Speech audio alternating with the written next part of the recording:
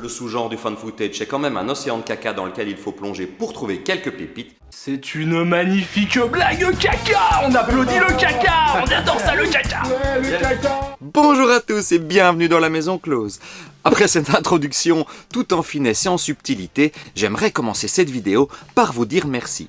Merci vraiment du fond du cœur pour l'accueil chaleureux que vous avez réservé à la première partie de cette rétrospective sur les fan footage. Vous avez été très nombreux à réagir, à regarder cette vidéo, à la liker et à me suggérer une chier de films. Je peux vous dire que du fan footage, j'en ai bouffé depuis des mois, j'en ai vu plus de 60 pour préparer cette vidéo et il m'en reste encore suffisamment pour au moins 2 vidéos. Donc j'aime autant vous dire que si celle-ci fonctionne aussi, du fan footage, vous allez continuer à en bouffer. Je suis désolé.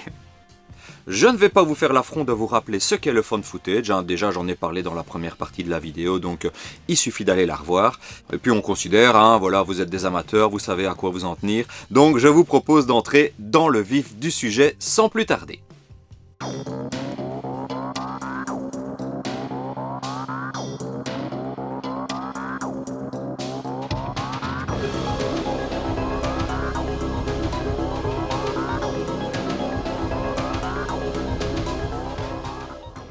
Puisque j'ai déjà évoqué dans la première partie quelques œuvres incontournables comme Blair Witch et Rec, évidemment, des œuvres qui se posent là, j'aimerais, avant d'entamer la liste des meilleurs fan footage proprement dites, discuter avec vous de quelques cas épineux, et notamment d'un film que j'ai refusé de voir pendant 15 ans et que j'ai enfin regardé pour cette vidéo. Ah là là, qu'est-ce que je ferais pas pour vous, hein? Ouais. Et ce film, c'est En quarantaine.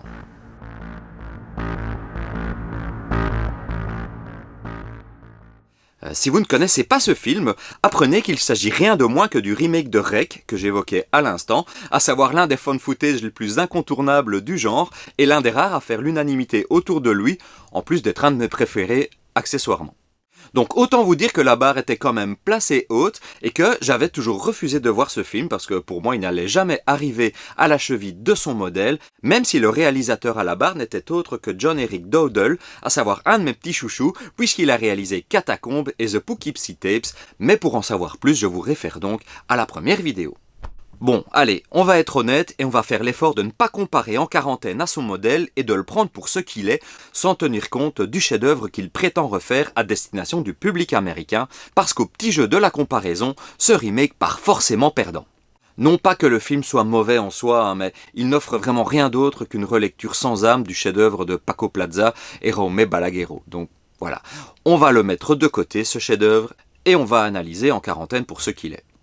On retrouve donc notre journaliste Angela Vidal qui visite une caserne de pompiers lorsqu'un appel pour une intervention va tout faire basculer. Bon, d'emblée, un constat s'impose, c'est que notre actrice principale s'avère peu charismatique et, pour tout dire, assez peu sympathique.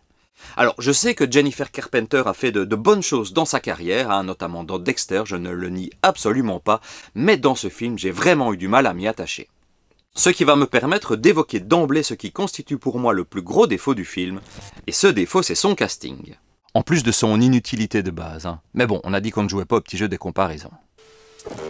À l'écran défilent en effet de nombreux visages connus du petit et du grand écran, allant de Jay Hernandez que l'on a pu voir dans Hostel, à Greg Germann d'Ally McBeal, en passant par Steve Harris ou encore Dania Ramirez.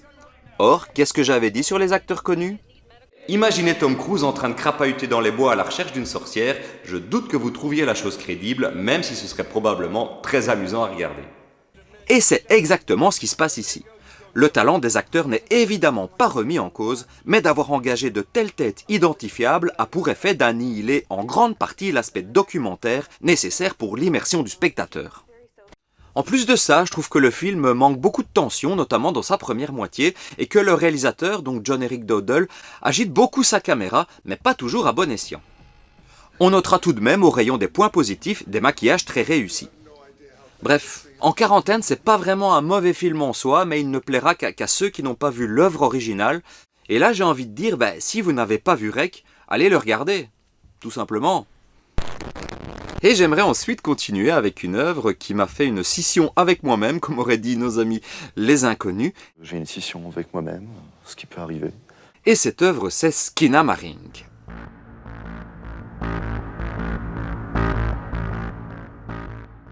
Skinamarink, qui est sorti en 2023 chez nous sous le titre The House. Ouais, tant d'originalité, ça me défrise. S'avère un film assez difficile d'accès, puisqu'il n'est constitué que d'une série de plans fixes, un petit peu à la manière de la jetée de Chris Marker, qui se passent donc tous à l'intérieur d'une maison. Une maison dans laquelle, évidemment, des événements mystérieux vont survenir. Autre originalité, nous ne verrons jamais le visage de nos protagonistes, dont nous entendrons seulement la voix tout au long du film, ce qui s'avère assez déstabilisant, je ne vous le cache pas. L'approche du réalisateur est donc tout à fait radicale et audacieuse, et je dois vous avouer que je n'ai pas apprécié mon visionnage. Voilà, en gros, je n'ai pas aimé le film, mais je lui reconnais son audace folle et son originalité, et franchement, ça reste une expérience à tenter.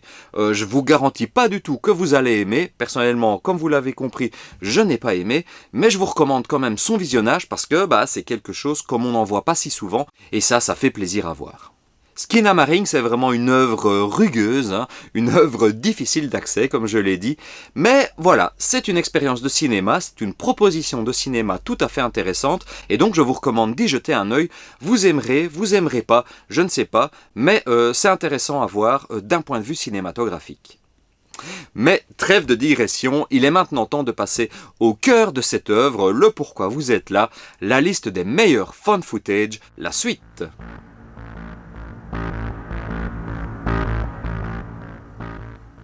Alors attention, petit disclaimer, je rappelle qu'il ne s'agit ici que de mon avis, et les avis c'est comme les trous du cul, tout le monde en a un, le mien ne vaut pas mieux qu'un autre, je parle de mon avis évidemment. Donc n'hésitez pas à me laisser en commentaire le vôtre d'avis, voilà, merci, nous pourrons en discuter, et j'ai hâte de lire ça. Et pour la première œuvre, j'aimerais commencer par un film qui m'a été beaucoup cité, ce qui tombe bien parce que c'est un film que j'aime bien, réalisé par un réalisateur que j'aime bien, un type, vous ne connaissez peut-être pas ses œuvres, mais il a fait Rain Man, Sphere, Sleepers, que j'aime beaucoup, ou encore Les aventures du jeune Sherlock Holmes, Le secret de la pyramide. Ce type s'appelle Barry Levinson, et sa contribution au genre du found footage s'intitule The Bay.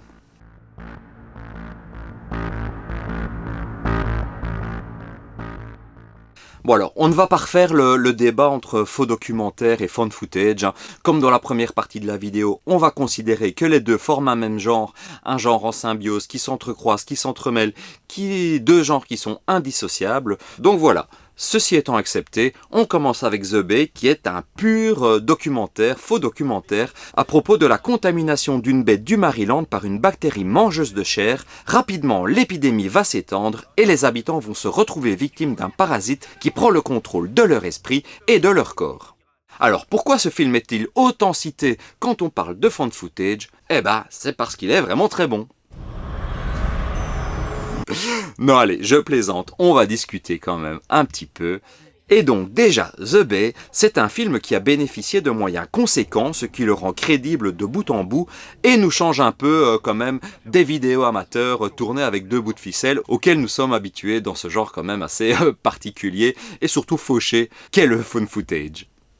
Chaque image, chaque vidéo est impeccable et transmet une impression de réalité bluffante, ce qui est bien sûr aussi à mettre au crédit de Barry Levinson lui-même, qui est un réalisateur qui a de la bouteille, évidemment, qui a pas mal d'expérience au vu des titres dont je vous ai parlé tout à l'heure. Et donc pour The Bay, il met vraiment l'ensemble de ses compétences en action pour nous proposer des petites vidéos, aussi bien des vidéos par téléphone que des extraits de journaux. Voilà, tout ça est mis en scène de façon tout à fait crédible et c'est vraiment très très chouette à suivre. En plus de l'histoire qui de base est plutôt intéressante avec cette bactérie, ces parasites mangeurs de chair assez dégueulasses, il faut quand même l'admettre, qui en plus de tout ont la particularité de prendre un peu le contrôle des corps et des esprits, comme je l'ai dit, ce qui induit des comportements de personnages imprévisibles et intéressants. La construction du script rédigé par Michael Wallach est impeccable, bien rythmé et le tout est agencé de façon à ménager un suspense constant, chacune des séquences apportant un élément nouveau ainsi que des questions supplémentaires.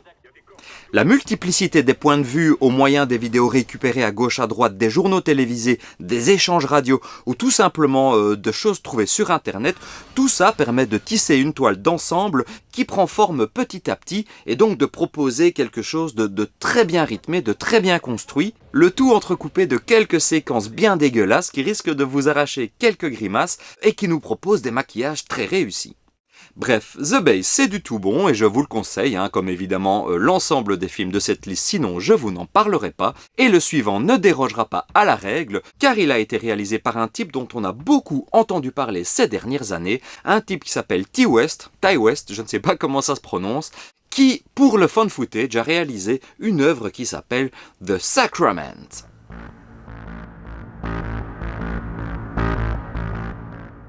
Ce qui est amusant avec ce film, c'est une petite anecdote personnelle, c'est que je l'ai vu directement le lendemain d'avoir vu un documentaire Netflix à propos d'une secte de danse, donc un film qui s'appelle d'ailleurs Dance with the Devil. Et donc j'ai vu The Sacrament le lendemain et je n'ai pas cessé de penser à ce documentaire tout au long de mon visionnage, car il se trouve en fait que les protagonistes de The Sacrament vont visiter une communauté qui vit retirée du monde, mais sous la coupe d'un gourou bienveillant. Forcément, on pense d'emblée à une secte, mais je m'en voudrais vraiment de vous dévoiler les tenants et les aboutissants de cette histoire, tant, comme souvent dans le genre, la surprise participe à la réussite du film. Car oui, le film est réussi, donc bien écrit et bien rythmé par Ti West, un excellent réalisateur que vous connaissez probablement pour sa trilogie X, Pearl et Maxine, qui a fait pas mal de bruit dernièrement, mais qui a aussi réalisé des œuvres que j'aime bien, comme Cabin Fever 2, donc la suite de l'excellente bobine conçue par Eli Roth, et qui parlait déjà d'un virus mangeur de chair comme dans The Bay, comme quoi tout est lié. Dans The Sacrament, les événements et les rebondissements vont s'enchaîner parfaitement sans que l'on sache clairement où tout ça va nous mener, ce qui fait que le film en devient tout à fait passionnant, avec une petite ambiance à la Wicker Man, Midsommar, ce genre d'horreur en plein jour, ce qui n'est pas du tout pour me déplaire, tant j'apprécie ces deux œuvres. Comment ? Un remake ? Avec Nicolas Cage ? Bon, jamais entendu parler, Sachez que les acteurs principaux de The Sacrament sont vraiment bons et qu'ils tiennent leur rôle à la perfection, avec en point d'orgue l'excellent Gene Jones, lequel incarne avec brio le leader ambigu de cette petite communauté rurale. Bref, vous l'avez compris, j'ai beaucoup aimé The Sacrament, aussi bien pour le fond intéressant que pour sa forme maîtrisée. Aussi, je vous recommande vraiment de lui laisser sa chance, surtout si le sujet des sectes vous intéresse. En revanche, vous pourrez aisément faire l'impasse sur le film suivant, qui est ce qu'il est, mais j'en parle déjà parce que j'aime bien. Et puis je fais ce que je veux, c'est ma chaîne. Et aussi parce qu'il contient suffisamment d'éléments what the fuck et de choses intéressantes pour mériter sa place dans cette liste. Et ce film, c'est Frankenstein's Army. Allemagne 1945. La fin de la guerre est proche. Partis en reconnaissance, des soldats russes découvrent un laboratoire secret nazi avec à l'intérieur un savant fou qui est parvenu à créer une armée invincible de morts-vivants qui menace de déferler sur le monde. Ouais, voilà clairement un pitch de pure série B et j'aime autant vous dire que le film va s'y tenir de bout en bout en essayant vraiment de donner à son spectateur ce qu'il est venu chercher. Frankenstein's Army n'est pas spécialement bien réalisé, ni bien joué, ni même bien écrit, c'est même plutôt mauvais dans l'ensemble, on va être honnête. Mais ça a le mérite de vouloir proposer quelque chose de généreux et de différent à son public. Problème, il y a vraiment trop de choses qui ne vont pas dans ce film, comme le fait que la caméra soit très propre et filme en haute définition, ce qui pour une caméra de la Seconde Guerre mondiale est un peu étrange et empêche un peu l'immersion parce que la crédibilité frôle quand même le zéro absolu. Au rayon des curiosités, j'ai aussi trouvé étrange que la troupe de soldats russes s'exprime exclusivement en anglais avec un accent russe, ce qui n'est pas aidé par le fait que les acteurs soient assez limités dans l'ensemble. Enfin, le rythme du film s'avère un peu bâtard, en nous plongeant directement au cœur de l'action, mais en se montrant dans le même temps assez languissant. Du coup, on a une espèce d'entre-deux comme ça, où on a l'impression que le film ne décolle jamais vraiment, alors qu'il nous montre quand même pas mal de choses à l'écran, ce qui provoque un sentiment, j'avoue, assez curieux. Malgré tout, j'ai envie de défendre Frankenstein's Army pour vraiment sa volonté de bien faire. Et puis, tout n'est pas acheté dans le film, comme le design de sa galerie de monstres qui est plutôt inventif et qui n'hésite pas à verser dans le n'importe quoi le plus débridé. Non mais on a quand même un mec avec un réacteur d'avion à la place de la tête, je veux dire. J'ai jamais vu ça ailleurs, quoi. Franchement, Frankenstein's Army, il transpire l'envie de bien faire, il est maladroit de A à Z, il se foire sur plein de trucs, mais on peut pas lui enlever sa vraie volonté de faire plaisir aux fans. Et personnellement, c'est un point auquel j'attache beaucoup d'importance. Vraiment, cette envie de bien faire, si je sens que le réalisateur a envie de me proposer quelque chose, de me faire plaisir, je vais avoir envie de le suivre malgré ses défauts, et c'est clairement ce qui s'est passé ici. Et donc, si vous vous lancez dans l'aventure, soyez conscient que c'est mieux de le faire au sein d'une soirée bière-pizza avec des potes que tout seul dans le noir pour se faire peur. Parce que le grand frisson, vous risquez de l'attendre un bon moment, et qu'en plus de tout, le film est un beau spécimen de « mais lâche cette caméra putain et cours pour ta vie !» Un problème qui sera heureusement beaucoup mieux géré dans le film suivant, j'ai nommé The Lost Coast Tapes. The Lost Coast Tapes, c'est un film qui me faisait envie depuis très longtemps, non pas en raison de son sujet ni de son réalisateur, mais en raison de son affiche. Non mais regardez-moi cette dinguerie quoi, regardez-moi ce chef-d'œuvre, le mystère qui s'en dégage, les promesses de ce corps planté en haut d'un arbre. Moi j'ai envie, quand je vois ça j'ai envie. Mais l'œuvre est-elle au niveau de sa mise en bouche ? Eh bien, je suis au regret quand même de vous annoncer que non. Mais clairement, mes attentes étaient tellement hautes que le film ne pouvait que me décevoir. Et il m'a pas vraiment déçu. Mais laissez-moi vous expliquer pourquoi, puisque ceci est un peu confus, je m'en rends bien compte. Déjà, laissez-moi vous expliquer de quoi parle le film. The Lost Coast Tape, c'est un pur fun footage, dans le sens où on n'est pas vraiment sur un faux documentaire comme on aurait pu le croire, car nous allons suivre pas à pas une équipe documentaire, en fait dans l'ordre chronologique. Vraiment, on va les suivre de A à Z, sans interview parasite, sans effet de montage comme on peut le voir dans d'autres films. On est vraiment dans un pur fun footage à la Blair Witch, où on va les suivre dans la forêt, dans les montagnes, pour prouver en fait l'existence du Bigfoot. On va donc suivre en quelque sorte un making-of de ce documentaire, ce qui est toujours amusant. L'histoire est plutôt sympathique dans sa manière d'amener la troupe à se perdre dans la forêt, et je dois dire que je me suis attaché au personnage que j'ai trouvé plutôt crédible, malgré des réactions parfois un brin agaçantes. Et faut dire qu'on a des personnages aussi un peu clichés, on a évidemment le connard qui va faire passer ses intérêts avant ceux du groupe, on a le sceptique un petit peu trouillard, et on a les suiveurs. Pour ce qui est du scénario, je l'ai trouvé plaisant sans être exceptionnel, les péripéties s'enchaînent sans temps mort, ce qui est appréciable, même s'il faut bien admettre qu'il y a peu de tension qui se dégage de tout ça, et que l'intérêt du film est ailleurs. Il n'en reste pas moins que le film se montre plaisant à suivre, du moins jusqu'à un dénouement inattendu qui ne manquera pas de vous faire hausser un sourcil, voire les deux, parce que clairement, on s'y attend pas, c'est même un peu à la limite du hors-sujet, et donc voilà, je pense que ce final sera reçu différemment selon les personnes. Pour ma part, j'étais un peu... ouais, ok... Parce qu'en fait, le fin mot de l'histoire ne va pas du tout coller, ou en tout cas nous emmène dans une orientation totalement différente de ce qui a précédé pendant 1h30. Ce qui peut être un brin déstabilisant, je vous le cache pas. The Lost Coast Tapes, ce n'est pas un grand fan footage, ce n'est pas un grand film, parce que vous n'aurez ni peur ni frisson devant cette histoire tout juste plaisante, contrairement au film suivant qui m'a été beaucoup cité dans les commentaires de la première vidéo, un film qui s'intitule Noroi, The Curse.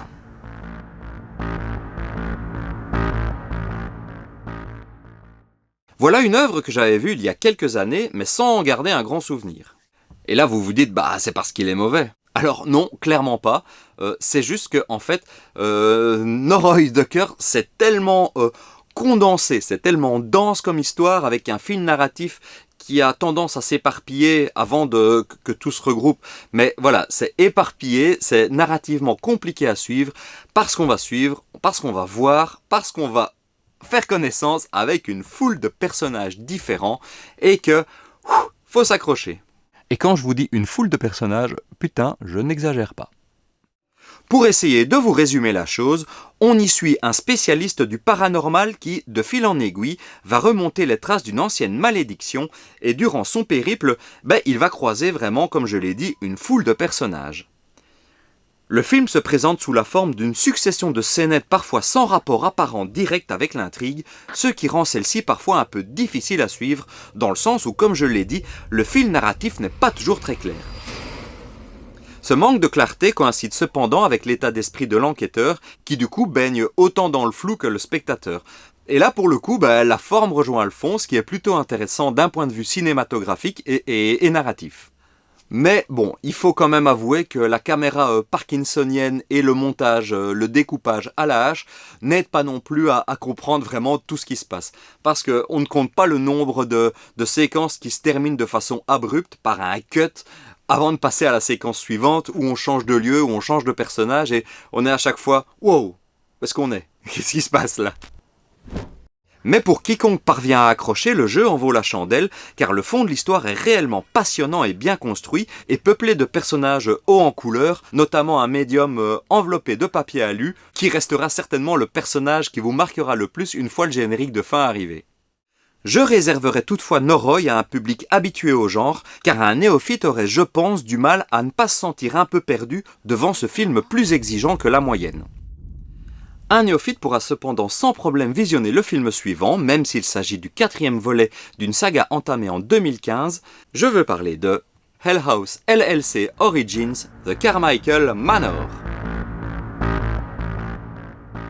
Souvenez-vous, dans la première partie, je vous chantais les louanges de la saga Hell House LLC que j'avais particulièrement appréciée, mais je vous avouais ne pas encore avoir vu la préquelle. C'est désormais chose faite, et d'emblée je peux vous annoncer que le côté Origin est une belle arnaque. Ouais, je le dis haut et fort, faut pas avoir peur de dénoncer ici. En effet, si nous en apprenons un peu plus sur le passé de la malédiction, le gros de l'histoire va se dérouler quelques années après la trilogie originale et s'y connecter au moyen de plusieurs éléments, ce qui de fait la transforme en quadrilogie, avec néanmoins l'avantage que le film qui nous occupe en ce moment peut être regardé par quelqu'un qui n'a pas vu les 3 premiers volets. Mais au-delà de ces considérations somme toute assez techniques, est-ce que Hell House LLC Origins The Carmichael Manor est un bon film? Eh bien oui, dans le sens où il est d'un niveau bien supérieur à quantité d'autres found footage. Mais je dois avouer qu'il m'a quand même un peu déçu par rapport à ses prédécesseurs. Alors rassurez-vous, le réalisateur Stephen Cognetti n'a pas perdu son mojo et parvient encore à nous effrayer avec ses foutus clowns de l'enfer, mais l'effet de surprise s'étiole forcément un petit peu.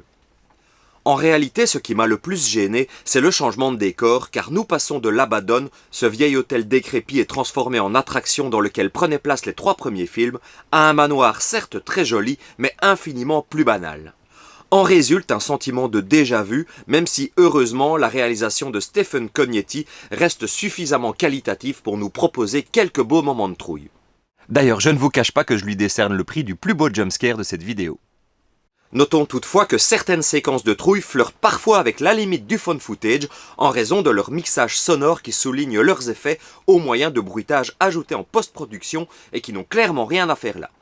The Carmichael Manor se place donc à mon sens à un cran en dessous de ses aînés, mais reste évidemment d'un niveau tout à fait recommandable. A noter qu'un 5e volet a été annoncé pour 2025 et il nous reste donc à prier pour que ce ne soit pas l'épisode de trop. Et restons si vous le voulez bien dans les sagas en plusieurs épisodes avec la trilogie suivante, Horror in the High Desert.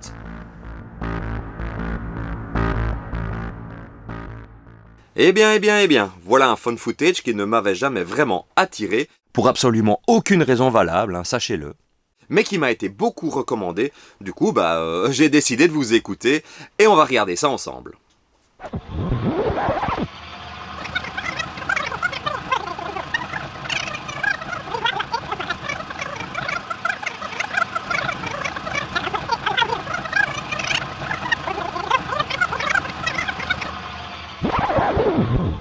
Eh ben voilà. C'était pas mal du tout en fait. Horror in the High Desert prend la forme d'un documentaire à propos de la disparition d'un jeune homme dans le haut désert du Nevada et donc pendant 1 heure vont se succéder toute une série d'interviews jusqu'à ce que le dernier quart d'heure nous permette enfin d'appréhender le mystère tant attendu. Et je dois dire que cette dernière partie fonctionne plutôt bien, heureusement, car même si j'ai apprécié ce qui a précédé et tout ce que le film prend le temps de mettre en place, il m'est arrivé de me demander quand allait enfin arriver l'horreur tant promise. Parce que je vous rappelle que c'est quand même le titre du film. Bref, c'était plaisant, mais pas franchement marquant, car je ne peux pas dire non plus que j'ai été captivé au point d'élever ce film au rang d'indispensable. Il n'en reste pas moins que Horror in the High Desert est un film plutôt réussi, surtout si l'on tient compte de son budget particulièrement réduit et du fait qu'il a été tourné à distance via des réunions Zoom pendant la crise du Covid, ce qui explique le côté un brin étrange de certaines interviews. Bref, c'est à voir tranquillement, peut-être à considérer comme une mise en bouche avant de passer à une œuvre un peu plus terrifiante, et si vous en avez l'occasion, je vous conseille d'enchaîner directement avec sa suite, que je trouve d'un niveau beaucoup plus satisfaisant. Horror in the High Desert 2 Minerva démarre par le meurtre mystérieux d'une jeune femme dont on apprend très vite qu'elle avait des choses à cacher, ce qui d'emblée rend le point de départ assez prenant. En outre, cette suite peut s'appuyer et développer sa mythologie qui n'avait été qu'effleurée dans le premier opus, ce qui forcément le rend plus intéressant car, ce qui ne gâche rien, il le fait avec maîtrise. Même au niveau de la réalisation, ce deuxième opus fait montre d'une maîtrise supérieure à son prédécesseur en multipliant les intervenants et la nature de leur intervention, ainsi que les sources audiovisuelles, ce qui rend forcément l'investigation un poil moins monotone et un peu mieux rythmée. Bref, ce deuxième volet dépasse le premier opus de la tête et des épaules, et ça c'est suffisamment rare pour être signalé, en plus de faire monter l'impatience en vue du troisième volet qui nous est teasé lors du grand final. Et sans surprise, Horror in the High Desert 3 Firewatch prolonge le passionnant jeu de piste qui consiste à comprendre ce qui est arrivé au randonneur Gary Inge, et cette fois nous allons suivre les efforts d'un certain Oscar, l'influenceur mexicain qui apparaissait brièvement à la fin du troisième volet. Ce brave homme va tout faire pour percer le mystère qui nous occupe maintenant depuis 3 films déjà, et même si sa tentative va nous permettre d'enfin appréhender la tapisserie dans son ensemble, je suis au regret de vous annoncer que ce troisième volet n'est pas la fin de l'histoire, car clairement un 4e volet est annoncé, il va donc falloir nous armer de patience et espérer que le prochain volet ne sera pas celui de trop, car si vous ne l'avez pas encore compris, j'ai beaucoup aimé ce 3e épisode, qui n'est pas loin d'être mon préféré de la saga. La réalisation et l'écriture y sont aussi maîtrisées que dans le deuxième volet, mais clairement, j'ai préféré de rester concentré sur le destin d'une seule personne, à savoir ici l'influenceur mexicain, au lieu de nous éparpiller narrativement comme dans le deuxième volet. De plus, les révélations successives n'ont fait qu'attiser ma curiosité jusqu'à un final extrêmement frustrant, mais logique dans l'optique d'un 4e volet, et même d'un 5e, puisque le réalisateur Dutch Marich a révélé dans une interview qu'il prévoyait une histoire en 5 parties. En l'état, la saga Horror in the High Desert continue à monter en puissance, et si vous parvenez à accrocher au premier volet, qui est selon moi le plus faible du lot, je vous promets que vous allez passer un bon moment dans le désert du Nevada, en tout cas jusqu'à maintenant, en attendant la conclusion de tout ce bazar. Et voilà, c'est tout pour la saga Horror in the High Desert actuellement, et pour digérer quand même ce gros morceau, je vous propose de passer un petit bonbon, un petit film comme ça, gentil, inoffensif, et ce petit bonbon c'est le projet Almanach. J'avais brièvement évoqué dans la première partie que le found footage ne se limitait pas, n'était pas circonscrit au domaine de l'horreur, et donc en voici la preuve avec un film qui mélange teen movie et voyage temporel. En gros, voyez ça comme un croisement entre American Pie et l'effet papillon. Si le concept vous semble étonnant, sachez que la chose est coproduite par MTV, la chaîne autrefois référence musicale, mais aujourd'hui grande pourvoyeuse de télé-réalité, en partenariat avec Platinum Dunes, la société de Michael Bay, ce qui laisse présager d'une œuvre sobre et de bon goût. Nous suivons donc David Raskin, un jeune inventeur qui n'a qu'une idée en tête, décrocher une bourse et intégrer le MIT. Avec sa sœur et 2 amis, il va mettre au point une machine temporelle en suivant les plans d'un prototype élaboré autrefois par son père, un scientifique disparu quelques années plus tôt. Projet Almanach, cela joue donc found footage, mais en réalité rien ne justifie l'emploi de ce procédé narratif dans le film, surtout que le personnage qui filme le fait en permanence sans que ce soit utile, par exemple dans la voiture, lors de soirées entre amis, ce genre de choses dans lesquelles a priori personne n'amènerait une caméra ou personne ne s'amuserait à documenter ce genre de tranche de vie complètement inutile. Ce que je veux dire par là, c'est que pour le film The Baby, dont j'avais parlé dans la première partie, Projet Almanach me fait l'effet d'avoir été conçu comme un film normal au départ, et qu'ils se sont dit « Oh, bah finalement, pourquoi on n'en ferait pas un found footage, ça marche bien pour le moment ». Sauf que contrairement à The Baby, l'histoire de Projet Almanach s'avère intéressante, ce qui fait qu'au bout d'un moment, on accepte et on ne prête plus attention à la forme pour se concentrer seulement sur le fond. Bon, et pour le coup, j'avoue, je suis plutôt bon public pour ce genre de choses, parce que moi, vous me mettez du voyage temporel, c'est bon, je suis conquis d'avance.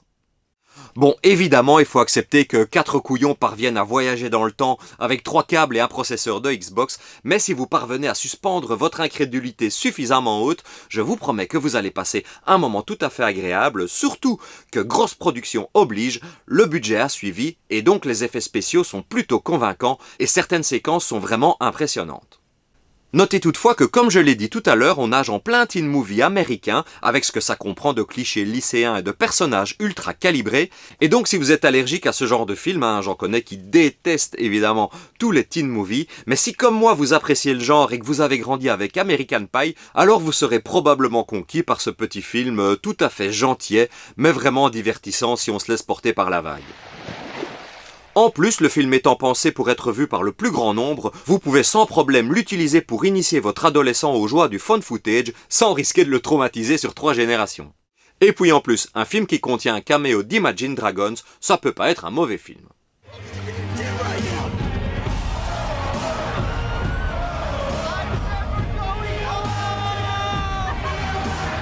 En réalité, le plus gros défaut de Projet Almanach est à regarder du côté de sa longueur, car il est clairement trop long pour ce qu'il raconte. Parce que là où l'effet papillon proposait des variations vraiment extrêmes de ses personnages et de son univers, nous avons ici des changements tout à fait minimes, ce qui fait qu'on n'est pas vraiment en attente de voir quels vont être les changements apportés à la timeline. Du coup, il n'y a pas cette attente qui se crée, ce qui est vraiment un peu dommage. Mais allez, comme film familial pour passer une petite soirée tous ensemble, franchement ça fait le café et vous pouvez y aller, voilà. Faut pas en attendre grand chose, mais ça fait passer un bon moment. Et puisque nous sommes dans les perturbations temporelles, je vous propose d'y rester avec un film qui m'a été recommandé par mon ami Romain de la petite chaîne Critiqueur, un film qui s'appelle Howard's Mill. Howard's Mill prend comme souvent la forme narrative et visuelle d'un documentaire criminel true crime, c'est-à-dire que vous y retrouverez le découpage en chapitres, le générique et beaucoup de plans d'illustration ainsi que les textes en surimpression, les images d'enfance des protagonistes et tout ça, voilà, vous connaissez comment ça fonctionne. Bref, si vous avez l'habitude des documentaires Netflix, ou ailleurs évidemment, mais moi j'ai Netflix, voilà, c'est comme ça, vous allez être tout à fait en terrain connu.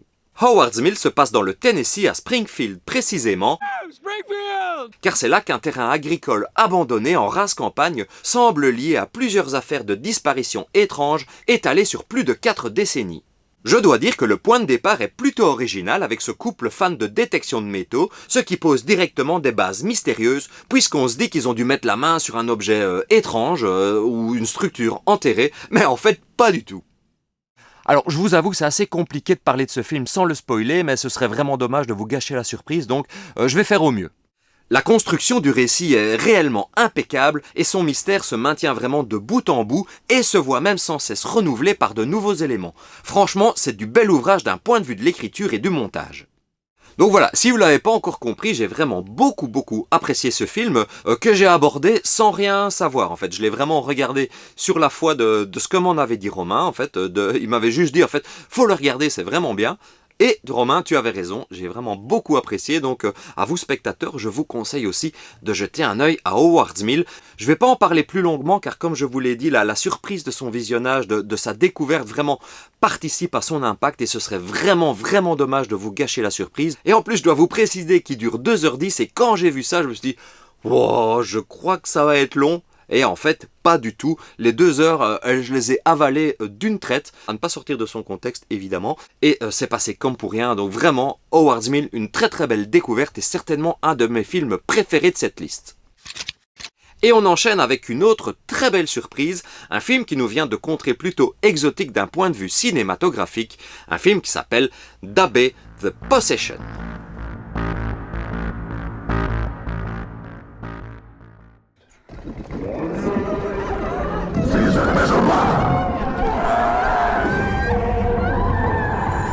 Un petit peu de mise en contexte pour commencer.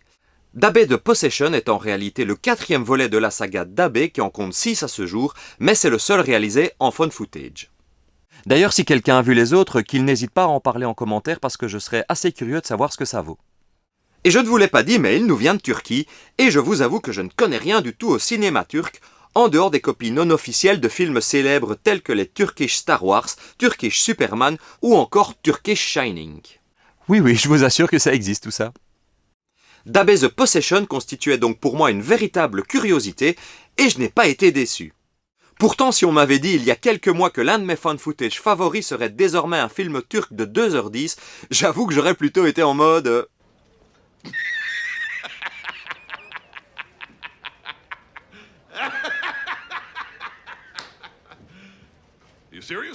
Dabbe the Possession suit donc une jeune femme qui effectue un reportage à propos d'un exorciste et qui se met en tête de démontrer qu'il est un arnaqueur. Pour ce faire, elle va lui proposer elle-même un cas qu'il ne peut pas truquer puisqu'il s'agit de l'une de ses amies d'enfance qu'elle connaît donc depuis toujours. Bon, vous le voyez, la trame est assez classique, je vais pas vous faire passer des veaux pour des cochons, Je sais pas ce que c'est que cette expression. Mais divers éléments vont vraiment contribuer à rendre ce film tout à fait unique. Bon, déjà, le plus évident, le fait qu'il soit turc assure un certain dépaysement quand on est habitué au cinéma américain, espagnol ou asiatique, comme c'est évidemment mon cas. Les croyances liées à la religion musulmane sont passionnantes à découvrir et rendent ce qui n'est somme toute qu'une histoire d'exorcisme assez classique vraiment intéressante à suivre. Un peu comme dans The Old Ways en fait, où là on parlait des croyances mexicaines, ici on a les croyances musulmanes. D'ailleurs, regardez The Old Ways aussi si vous ne l'avez pas encore vu. C'est pas du fun footage, mais c'est vraiment bien. Le rythme de Dabbe est également différent de ce à quoi nous sommes habitués, avec des plans qui durent plus longtemps que dans le cinéma occidental, ce qui confère un rythme particulier à l'ensemble, mais ajoute vraiment à sa crédibilité. Une crédibilité qui est d'ailleurs renforcée par le côté amateur et bricolé du film. Du fait de la religion musulmane, Dabbe the Possession se montre plutôt imprévisible, et ça c'est vraiment chouette. On vogue de situation inattendue en situation inattendue, ce qui fait qu'on ne s'ennuie jamais, car il se passe toujours un truc.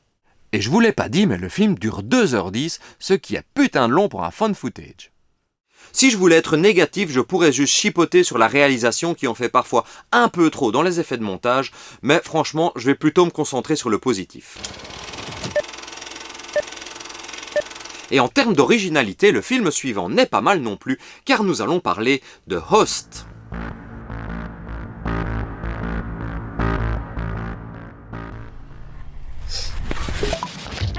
Hey! Hi guys. Hey guys! Bon, je vous apprends rien, mais depuis la crise du Covid, les réunions Zoom, Teams ou ce que vous voulez sont devenues vraiment une part importante de notre quotidien, que ce soit dans la vie professionnelle ou même la sphère privée. Et il faut croire que cette situation particulière a inspiré le réalisateur-scénariste Rob Savage, car il nous livre ici avec Host un très bon film exploitant à fond les possibilités d'une réunion en ligne.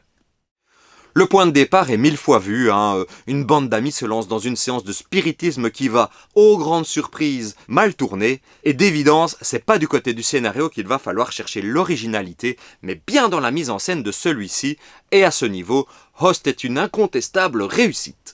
Le côté fixe et continu des webcams oblige la réalisation à multiplier les plans séquences qui sont ici utilisés pour introduire des montées en tension du plus bel effet. Le spectateur sait que le jumpscare va arriver, on le voit, on le sent, mais Rob Savage, un peu à la façon d'un James Wan en fait, parvient à étirer la tension et vraiment à nous surprendre au moment où on s'y attend le moins.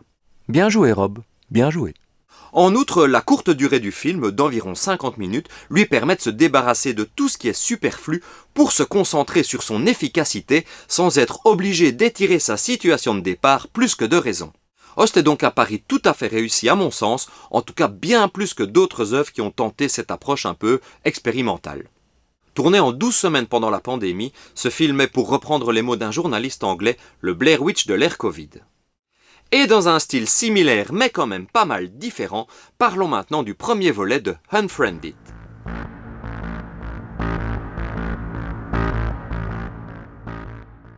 Je dis similaire mais différent, car là où Host se limitait en fait à une réunion Zoom, Unfriended va explorer les possibilités de Facebook, Gmail, YouTube, et tout ça en fait, toutes ces sphères des réseaux sociaux pour construire son histoire.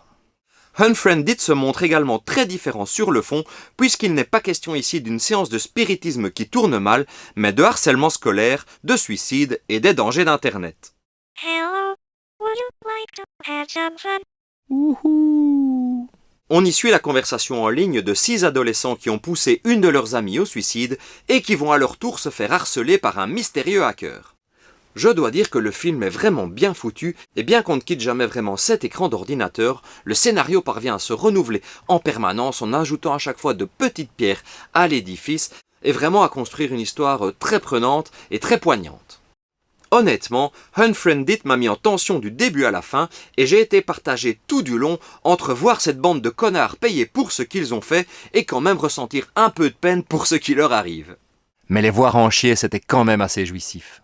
Bon après, je sais pas si c'est très crédible d'un point de vue informatique, mais d'un point de vue cinématographique et purement narratif, ça fonctionne vraiment très bien. Je sais qu'une suite est sortie, Unfriended Dark Web, mais je n'ai pas encore eu l'occasion de la voir et donc j'en parlerai probablement dans une prochaine vidéo. En attendant, n'hésitez pas à voir ce premier volet et éventuellement à le montrer à vos ados pour les mettre en garde contre les dangers d'internet et éviter le harcèlement scolaire.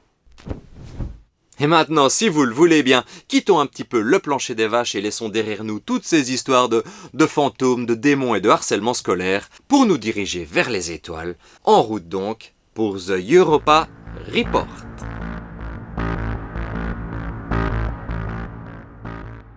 Mesdames et messieurs, c'est parti. J'arrive pas à croire qu'on est là.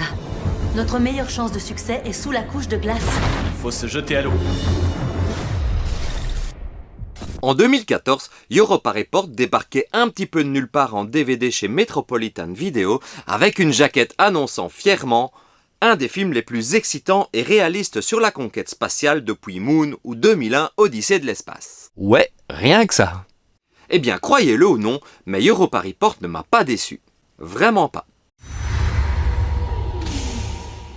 Un équipage international d'astronautes est envoyé sur Europe, l'une des lunes de Jupiter, pour y chercher d'éventuelles traces de vie. Mais bien entendu, l'expédition ne va pas être une partie de plaisir. Ce qu'il faut savoir en premier lieu sur Europa Report, c'est qu'il s'agit d'un found footage, évidemment, sinon je n'en parlerai pas ici, mais vous n'aurez pas droit dans ce film à des caméras agitées dans tous les sens par des Parkinsoniens, mais plutôt à des caméras fixes, à des caméras de sécurité qui filment l'intérieur du vaisseau. Nous aurons également droit aux caméras embarquées sur les combinaisons des astronautes lors des sorties extravéhiculaires, mais c'est tout. Qu'est-ce qui se passe dehors? Vous avez vu ça? C'est magnifique. Ce qui frappe d'emblée dans Europa Report, c'est vraiment la crédibilité de l'ensemble. Un gros effort a été fourni pour rendre le tout le plus réaliste possible et force est de constater que cela fonctionne plutôt bien. On nous affirmerait que le film de Sebastian Cordero a été monté à partir d'images officielles de la NASA que l'on y croirait sans problème. On n'en est d'ailleurs pas loin puisque la surface d'Europe, donc la lune de Jupiter, a été vraiment reconstituée à partir d'images véritables prises par la NASA. Ce réalisme poussé à l'extrême, combiné à des effets spéciaux impeccables, donne des décors impressionnants, voire bluffants, vraiment. Bon, pour être honnête, il n'y a rien de spécialement novateur dans Europa Report, puisque voilà, c'est un film de science-fiction comme on en a vu plein et qui ressemble très fort à Mission to Mars de Brian De Palma. L'histoire est somme toute très basique et ne s'éloigne jamais de son concept plutôt simpliste de mission d'exploration spatiale. En revanche, la chronologie non linéaire choisie par Sebastian Cordero peut surprendre, car cette manière de raconter ne manque pas de provoquer un petit peu de confusion chez le spectateur, qui du coup se rend bien compte qu'il n'est plus devant un documentaire, mais bien devant un film qui cherche à maintenir son intérêt en lui annonçant par exemple à l'avance la mort d'un personnage qui ne surviendra que bien plus tard dans le film. Malgré tout, la réalisation se montre inspirée et parfaitement maîtrisée, et le fait que l'on ait ici quelques acteurs connus à l'écran, dont Charles Copley, n'est pas gênant puisque nous n'avons pas ici affaire à des monsieur et madame tout le monde. Je mettrai juste un petit bémol en fait pour les images qui sont globalement trop propres pour un found footage de cet acabit. J'aurais vraiment préféré plus de parasites sur les images, un petit peu comme dans Apollo 18 par exemple. Bref, The Europa Report, c'est donc un film de très bonne facture que je conseille sans hésiter aux amateurs de science-fiction réaliste. Et de bonne facture, c'est également ce qu'on pourrait dire du film suivant, un film qui n'est clairement pas un chef-d'œuvre, mais ce qui n'en fait pas non plus une œuvre à éviter. C'est un film qui m'a été conseillé par Neo Dark Squall, que je remercie au passage, et ce film c'est Willow Creek.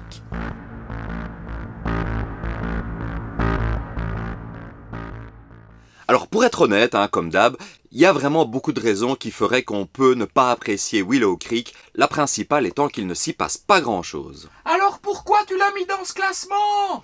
Eh bien, pour 3 raisons principalement. 3, pas une de plus, je vais t'expliquer.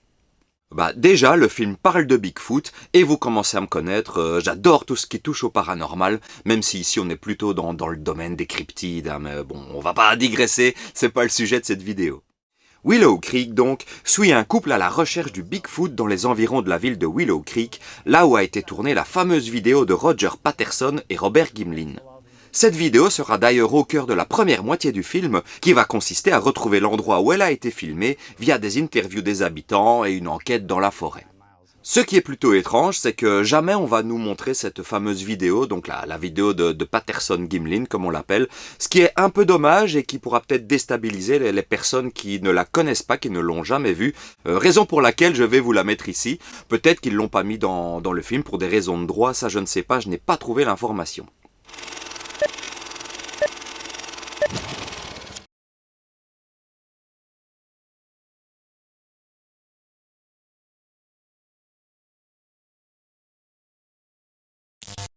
Les 45 premières minutes du film ressemblent à un vlog tel qu'on pourrait en voir sur YouTube ou sur d'autres réseaux, avec même les prises ratées à la clé. Mais le naturel des deux acteurs et leur sympathie font aisément passer la pilule, même si j'aurais personnellement zappé 2 ou 3 interventions. J'en profite d'ailleurs pour placer ici le second point qui a fait que j'ai apprécié le film, à savoir la talentueuse Alexi Gilmore que j'ai trouvé tout à fait crédible dans son rôle. Troisième et dernier point qui joue en faveur de Willow Creek, c'est son plan séquence de 18 minutes qui repose intégralement sur les épaules de ces deux acteurs et qui constitue clairement le clou du film parce que la fin, en réalité, pourra apparaître au mieux frustrante, au pire décevante. C'est pas mauvais, hein, mais il faut savoir que vous ne verrez pas le début d'un poil de cul de Bigfoot dans ce film et j'avoue que ça décontenance un tout petit peu au vu de son sujet. En revanche, vous pourrez vous retourner le cerveau pour rassembler les pièces du puzzle et essayer de donner un sens à la fin. Cette fin sujette à interprétation est donc selon moi autant un atout qu'une faiblesse, mais bon, globalement ça reste un détail, c'est pas ça qui fait que le film est bon ou mauvais. Bref, Willow Creek ce n'est pas un incontournable, mais ça reste un petit found footage sans prétention porté par deux acteurs très crédibles et réalisé avec une certaine maîtrise.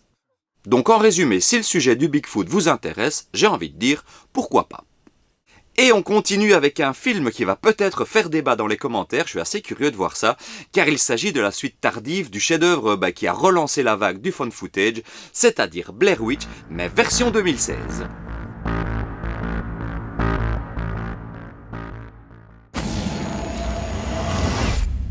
C'est quoi ça? Le gars qui a mis ces images en ligne dit qu'elles viennent d'une cassette qu'il a trouvée dans la forêt de Black Hills.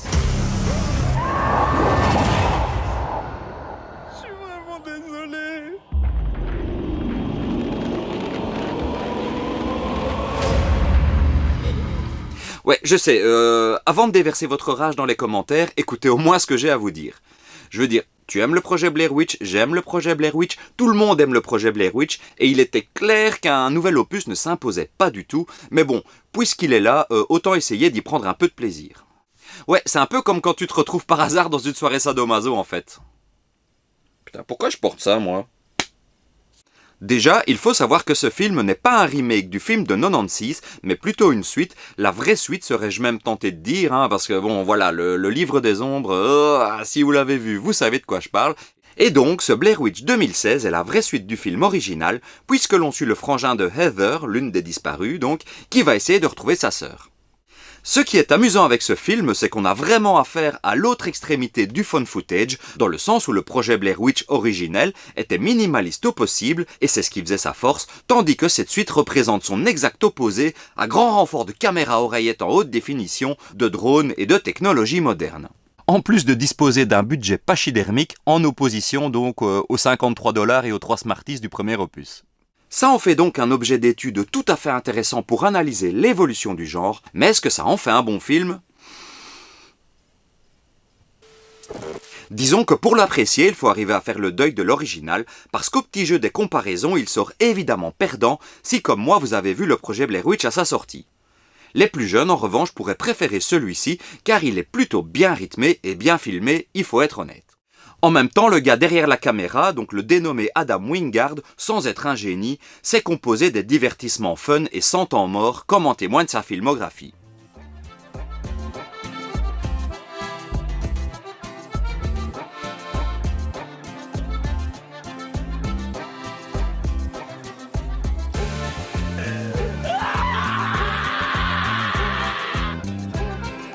Bon, après, j'ai pas dit qu'il avait fait que des chefs-d'œuvre, hein.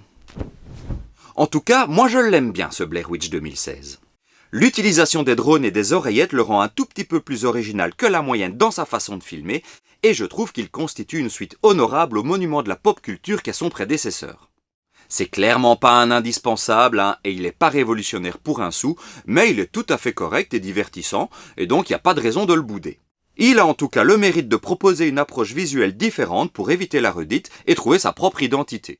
À vous de voir si vous appréciez l'effort ou pas, ou si la simple idée de cette suite remake vous hérisse le poil. En revanche, le film suivant est à voir impérativement, et c'est un film que j'ai découvert grâce au fossoyeur de films Savage Land.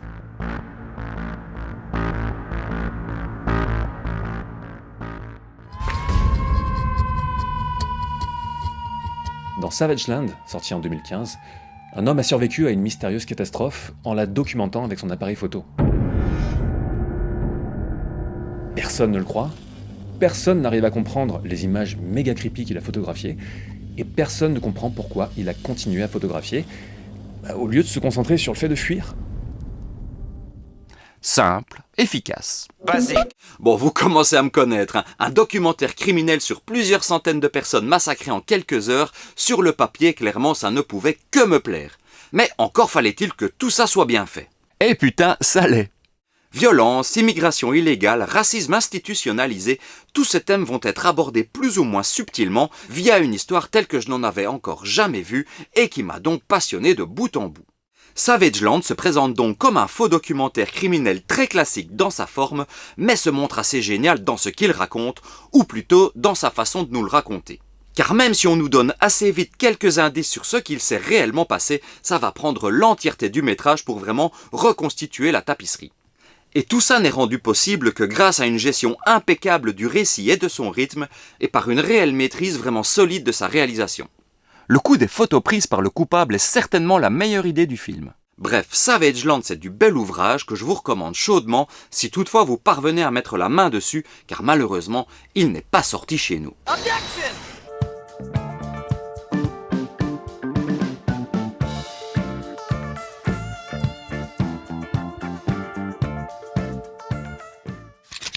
Et après ce très bon moment, je vous propose de continuer avec un film français. Un film réalisé par un garçon du nom de Hugo Koenig et qui m'a été recommandé par l'internaute Angel Axel 1230. Et ce film c'est Night Shot.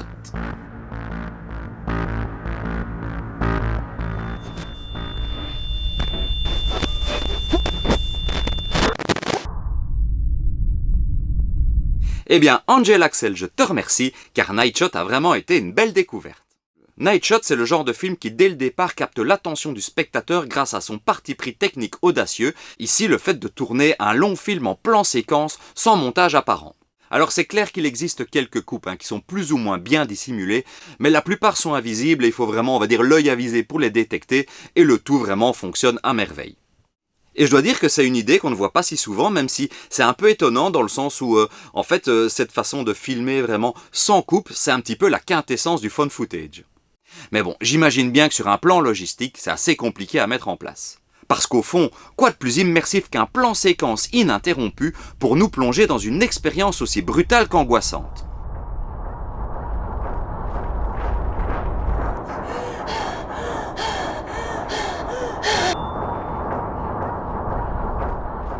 Et puis il y a l'actrice principale que j'ai vraiment trouvée confondante de naturel, donc vraiment bravo à elle. C'est une performance d'autant plus impressionnante qu'avec ce format, il n'y a pas vraiment de filet de sécurité, pas de montage pour couper les ratés et pas de faux raccords. Tout repose sur ses épaules et elle porte vraiment le film avec une aisance remarquable. Je serais d'ailleurs curieux de savoir combien de temps, combien de préparation a demandé ce film. Cependant, petit bémol, Bah oui, il en fallait au moins un. le film n'ose pas aller au bout de son concept parce que par moments, il y a vraiment des effets sonores qui viennent appuyer ce qu'on voit à l'écran. Et ça, c'est dommage parce que ça sent tellement la post-production. Ah, je me suis dit, dommage. Cela dit, ce détail n'entame en rien l'expérience globale car Night Shot reste un petit film rafraîchissant et malin qui montre que l'on peut encore innover dans le genre du found footage. Innover, vous avez compris ce que je veux dire. Une belle surprise donc, que je recommande si vous cherchez quelque chose d'un peu moins commun qui sort un petit peu des sentiers battus. Et en parlant de sentiers battus, on enchaîne avec un film qui m'a été plusieurs fois recommandé par mon bon ami Damien de la chaîne La Séance de Minuit, un film dont personnellement je n'avais jamais entendu parler, un film qui nous vient d'Irlande et qui s'appelle The Conspiracy.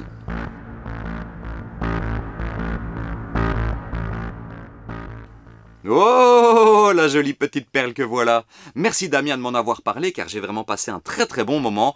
Et donc voilà, sans toi, je n'aurais pas passé ce bon moment. Donc je te remercie. Et maintenant je vais développer parce que ça devient beaucoup trop long ce plan.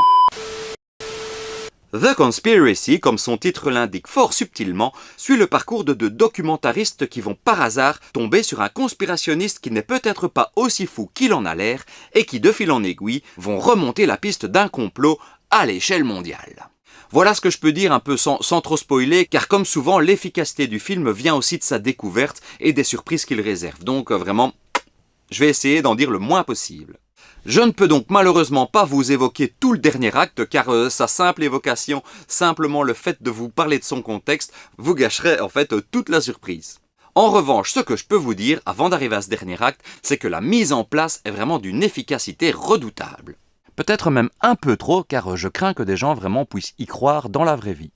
Après, le sujet vous plaira ou pas, peut-être que vous ferez un rejet, mais pour ma part, j'ai toujours été fasciné par ce genre d'histoire. Je vous rappelle que j'ai été biberonné à X-Files, donc les histoires de complot, tout ça, de gouvernement qui cachent des choses, c'était un petit peu mon lot quotidien à l'époque de mon adolescence, même si personnellement, toutes ces histoires de deep state, d'état profond, de nouvel ordre mondial, voilà, en vrai... Seul petit bémol à mon goût, la fin qui manque à mon avis un chouïa d'explication sur le destin de deux des protagonistes. J'aurais vraiment voulu savoir en fait juste s'ils étaient déjà vivants ou morts. Voilà, j'en demandais pas plus. Mais voilà, le réalisateur a fait le choix de nous laisser dans le flou. C'est son choix, c'est une expérience, c'est sa proposition. J'ai trouvé ça un petit peu frustrant, mais ça ne gâche en rien mon expérience globale du film qui est tout à fait positive. Et donc The Conspiracy, je vous le recommande, tout comme au film suivant, un film que contrairement à The Conspiracy, je connaissais depuis longtemps, L'étrange cas de Deborah Logan.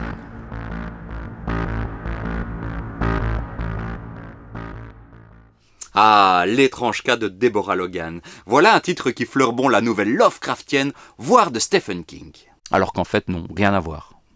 Tout démarre avec une jeune journaliste qui souhaite effectuer un reportage sur la maladie d'Alzheimer et mine de rien, voilà un point de départ très intéressant parce que pour ma part, j'ai appris des choses sur cette maladie que je ne connaissais pas et plusieurs séquences m'ont vraiment mis mal à l'aise. En résumé, j'ai vraiment beaucoup aimé ce found footage qui m'a sorti de ma zone de confort et de mes habitudes. Allez, évidemment, je vais un petit peu développer.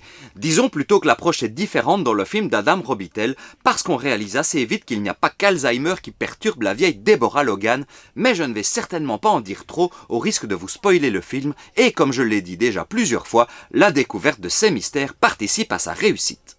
En tout cas, Deborah Logan a vraiment réussi à me passionner alors que je me bouffe du found footage depuis des mois quand même en continu, et ça c'est quand même un bel exploit. Peut-être qu'il a aussi juste profité du fait que juste avant, j'avais regardé un film qui a terminé dans la section des nuls, que je vous présenterai à la fin de la vidéo, et donc peut-être que le changement de niveau a joué en sa faveur. Mais à part ça, clairement, Deborah Logan, c'était vraiment un bon film. Et j'adresse de sincères félicitations à Adam Robitel, que l'on a retrouvé par la suite sur les oubliables mais amusants Insidious la dernière clé, ainsi que les deux Escape Game, mais félicitations surtout aux actrices, avec en tête de file l'impériale Jill Larson, sans qui ce film n'aurait tout simplement pas eu la même saveur. Bon, après on n'est pas non plus en présence du film du siècle, je vais quand même tempérer un petit peu mes ardeurs, parce que malgré tout le bien que j'en pense, il n'évite pas certains poncifs, certains lieux communs, et c'est un petit peu dommage, voilà, à quelques moments on sort un petit peu du film en disant « Ah, ça c'est dommage ce vilain cliché », mais bon, globalement, ça reste un film vraiment efficace et d'un très bon niveau. Pour la petite anecdote, le film a été produit par Bryan Singer, voilà, je pose ça là, vous en ferez ce que vous voulez, mais j'ai pas trouvé de petite transition sympathique par rapport au film suivant, qui a failli terminer dans les flops, il est vraiment passé à 2 doigts de rejoindre la section des nuls, mais l'honnêteté intellectuelle m'interdisait, voilà, de le mettre dans les plus mauvais films de cette catégorie, parce que techniquement il est correct, et qu'il faut quand même une certaine dose de mauvaise foi pour dire qu'il est complètement raté. Et ce film c'est The Devil Inside. Ah, The Devil Inside, c'est ici qu'on va s'empoigner. Voilà un film qui est globalement très très mal noté sur internet, et je dois dire que je comprends pourquoi, c'est pas vraiment une surprise, mais moi je trouve que c'est un film quand même efficace et plaisant, pour peu qu'on s'intéresse au sujet des exorcismes, ce qui est mon cas. D'ailleurs, un petit instant promo, je viens de sortir un livre qui s'intéresse à ce sujet. Voilà, très bon livre, très bien noté, lui pour le coup, donc si ça vous intéresse, je vous mettrai le lien en description. Alors c'est un fait que le scénario de Devil Inside n'a rien d'original, avec son festival de clichés éculés à base de croix renversées, d'injures vulgaires et de voix étranges, mais je dois dire que sa mise en scène m'a semblé solide et je trouve les personnages plutôt attachants et bien interprétés. D'ailleurs je parle, mais je me rends compte que je n'explique rien. The Devil Inside nous raconte l'histoire d'Isabella Rossi, dont la mère a tué 3 personnes lors d'un exorcisme en 1989. 20 ans plus tard, alors qu'Isabella est devenue adulte, elle va tenter de comprendre ce qu'il s'est passé ce soir-là avec l'aide de 2 prêtres exorcistes dissidents de l'église. Alors, je vous l'ai dit, il n'y a absolument aucune originalité scénaristique dans The Devil Inside qui se contente d'être une espèce de mix de mélange de melting pot de tout ce qu'on a vu au cinéma depuis L'Exorciste de William Friedkin. Ouais, je sais, on y revient toujours dès qu'on parle de possession au cinéma, mais qu'est-ce que vous voulez? C'est un peu notre référence, notre point Godwin à nous, c'est notre point Friedkin, voilà. Si vous n'êtes pas content, vous n'avez qu'à vous plaindre auprès de lui. Ah bah non, il est mort. Dans The Devil Inside, ce qui fait vraiment pour moi l'intérêt du film, c'est la réalisation de William Brent-Belt, qui en fait tout le sel, comme je l'ai dit, depuis son ouverture gentiment gore à son final, ma foi, assez sympathique, en passant par quelques exorcismes assez amusants. Pour le reste, on évolue dans les clous du faux documentaire assez bien fait, mais clairement, encore une fois, on est proche du degré zéro de l'originalité scénaristique. Ce qui n'a pas empêché le film de récolter 100 millions de dollars au box-office mondial pour un investissement d'un tout petit million. Et moi, je l'aime quand même bien ce film, je trouve que c'est un fan footage sympa et bien rythmé, avec une chouette descente aux enfers pour les personnages contaminés par le mal, mais c'est vrai que je suis plutôt bon public, et je conçois que certaines personnes aient beaucoup plus de mal à embarquer dans The Devil Inside. Et voilà, c'est tout pour les bons films pour cette fois-ci, et comme j'ai encore dû me farcir quelques belles merdes, je me suis dit que ce serait dommage de ne pas vous en faire profiter également. On peut donc passer à une petite sélection des fan footage les plus nuls que j'ai vus ces derniers mois.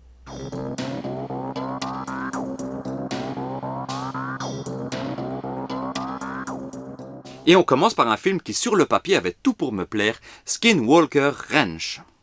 Déjà, ce qu'il faut savoir, c'est que Skinwalker Ranch s'inspire de faits réels, puisque dans la vraie vie de la réalité véritable, le Skinwalker Ranch est une zone des États-Unis où on a rapporté des dizaines d'observations d'ovnis, de boules lumineuses et de rencontres avec des créatures étranges. Donc c'est vraiment une zone d'intense activité paranormale et un endroit où pas mal de chercheurs aiment se rendre. Voilà, pour le contexte autour du film, inutile de vous dire qu'en bon fan d'X-Files, je le rappelle, on ne parlera jamais assez d'X-Files, donc en bon fan d'X-Files, j'ai vu ce film, je me suis dit, ça va être une dinguerie. Eh ben non.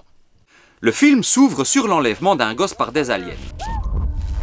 Ah, quel meilleur moyen d'appâter le spectateur, La suite aurait dû être géniale, Ouais, elle aurait dû, ouais. Mais je me suis en fait profondément ennuyé, et j'ai un peu de mal à savoir pourquoi. Est-ce que c'est la faute au scénario fourre-tout qui ne parvient pas à créer un fil rouge assez intéressant entre tous ces éléments paranormaux? Est-ce que c'est la faute à des personnages auxquels on ne s'attache pas une seconde, malgré la présence au casting de John Grease, bien connu des amateurs du caméléon? Ou est-ce que c'est la faute de la réalisation qui échoue à générer la moindre tension, sans doute un petit peu des trois à la fois?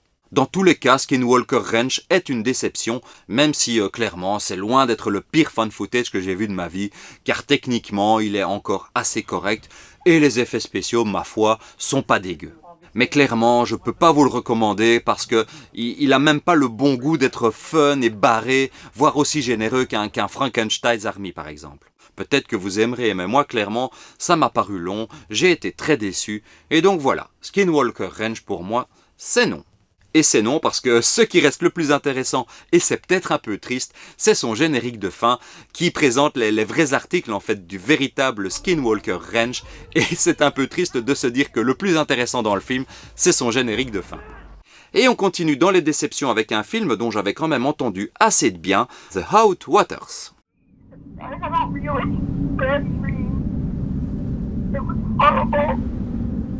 Bon, je vais être honnête avec vous, comme toujours, sinon ça n'a pas trop d'intérêt. La première fois que j'ai regardé The Hot Waters, j'ai abandonné à mi-parcours. Je n'en pouvais plus. Et puis il y a quelques mois, mon ami Thibaut, qui travaille pour le BIF, il s'occupe des courts-métrages, on était ensemble au resto et il s'est étonné de cet abandon et il m'a dit continue jusqu'à la fin quand même, ça vaut la peine. Ben je te remercie pas Thibaut, je te jure que la prochaine fois c'est toi qui payes le resto. Les 20 premières minutes de The Hot Water sont vraiment pénibles parce qu'elles racontent rien en fait. On y suit simplement nos 4 futurs disparus qui font leur vie, qui discutent de réaliser un clip pour la chanteuse du groupe et qui vont rendre visite à leur maman. Bon, alors vous allez me dire... Oui, mais Geoffrey, tout ça c'est indispensable pour faire connaissance avec nos protagonistes, c'est du développement de personnages. Et tu as tout à fait raison, Jean-Marcelin, je n'en disconviens pas. Sauf que dans le cas de The Hot Waters, cette partie est vraiment chiante comme la pluie. On aurait résumé ça vite fait par un carton d'ouverture qu'on aurait déjà gagné 30 minutes, et 30 minutes sur 2 heures, c'est quand même déjà pas mal. Et il faut encore compter 10 minutes pour que ça s'active un peu, et puis pouf, ça retombe comme un soufflé. En réalité, il faut attendre l'heure de film pour que l'histoire se lance vraiment, ou en tout cas qu'il se passe quelque chose d'intéressant d'un point de vue horrifique. Et là, vous vous souvenez du sketch de la première vidéo? Oh là là, mais qu'est-ce qui se passe quoi? J'y vois que dalle.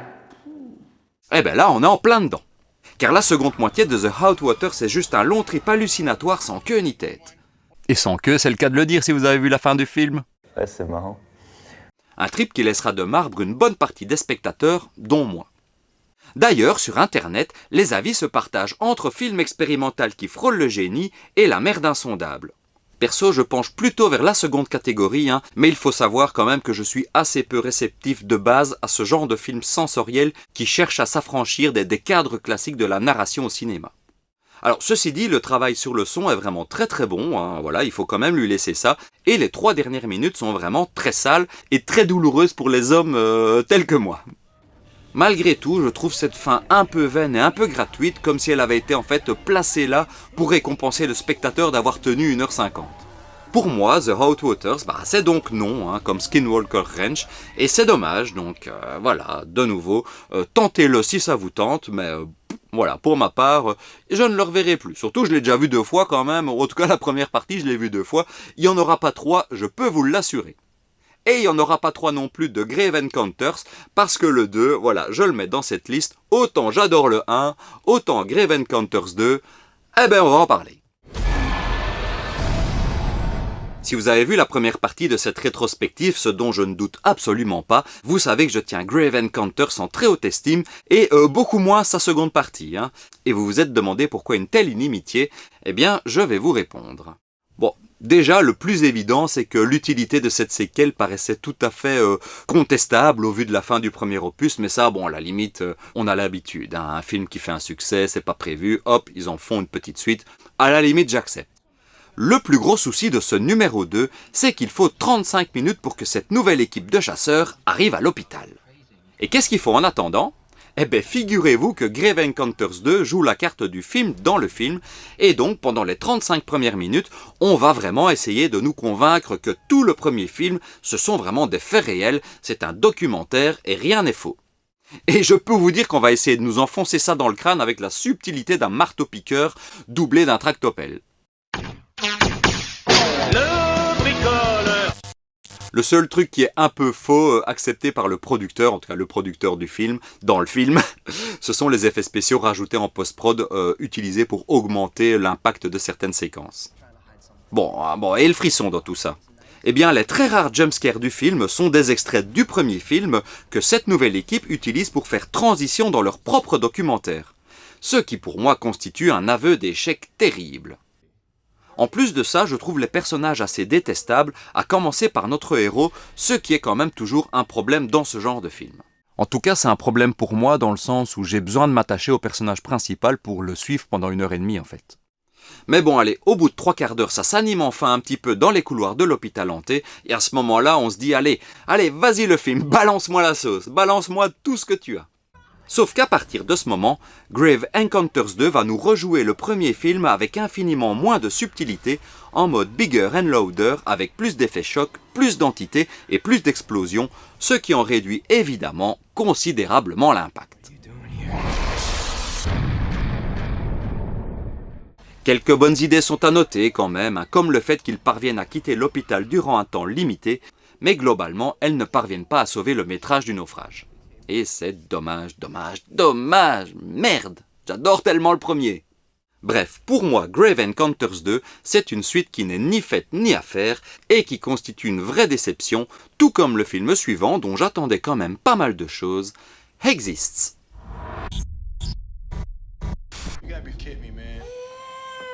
Exists, c'est chiant. Voilà.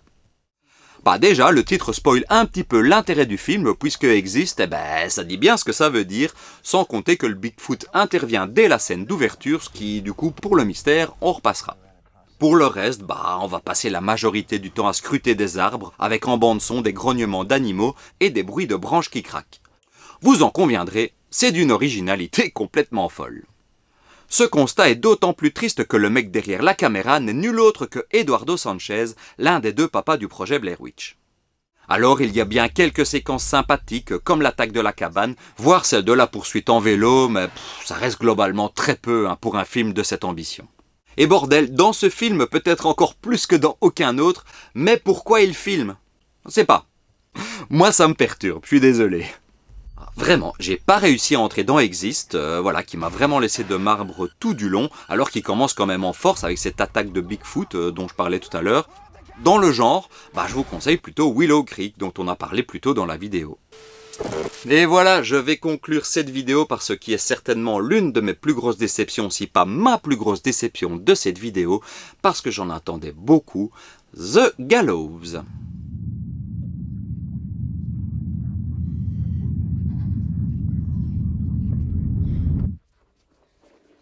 Ah là là là là là là, The Gallows c'est sa pièce de théâtre maudite. Franchement, j'avais hâte de voir ce film parce que déjà j'adore les pièces de théâtre, j'y vais régulièrement. Et en plus c'est un décor plutôt inhabituel pour un fun footage, ce qui sur le papier en faisait un combo gagnant. En plus, ce qui ne gâche rien, je savais qu'une suite avait été tournée, ce qui est plutôt généralement un bon signe pour ce genre de film. Et voilà, ça c'est plus ou moins ce que j'ai ressenti en le regardant. Alors oui, c'est clair que le film n'est pas raté de bout en bout, et c'est vrai que quelques bonnes séquences surnagent, mais le mystère entourant tout ça se montre si peu intéressant, et le survival si peu tendu, qu'on finit par décrocher, c'est quasiment inévitable.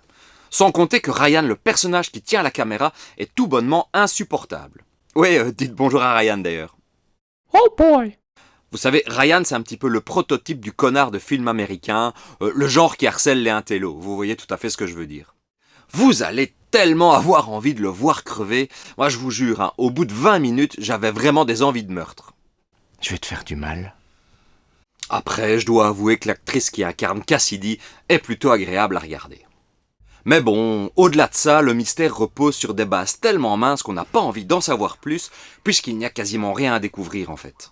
Et si vous ajoutez à ça qu'en plus c'est mal filmé et que la tension n'est pas là, n'en jetez plus, The Gallows est certainement l'une de mes plus grosses déceptions de cette liste. Raison pour laquelle d'ailleurs je ne me suis pas infligé le numéro 2, mais je serais très curieux de savoir si certains d'entre vous l'ont vu. Si c'est le cas, n'hésitez pas à me le mettre en commentaire, je me demande vraiment s'il vaut la peine d'être vu, parce que les notes d'internet ne laissent pas beaucoup d'espoir. Et voilà les amis, cette deuxième vidéo consacrée au meilleur fun footage est déjà terminée. J'espère qu'elle vous a fait marrer, que vous avez appris des choses, que je vous ai donné envie de voir certains films, c'est quand même le but de la manœuvre. Et en tout cas, n'hésitez pas à m'en laisser d'autres en commentaire, j'ai hâte de voir ce que vous allez me proposer. Comme je vous l'ai dit, j'ai déjà suffisamment de matière pour au moins une autre vidéo. Mais voilà, faites-en plein, donnez-moi des recommandations, je ne me lasse pas des fun footage. Faudra juste me laisser le temps de voir plus de 60 films. Donc voilà, n'hésitez pas à m'en proposer d'autres. Je peux déjà vous dire aussi que je ferai un spin-off consacré uniquement à la saga VHS parce que j'aimerais passer en revue chacun des sketchs de cette saga de films que j'apprécie particulièrement. Et donc voilà, en attendant, portez-vous bien, regardez des films et attention, ça va couper!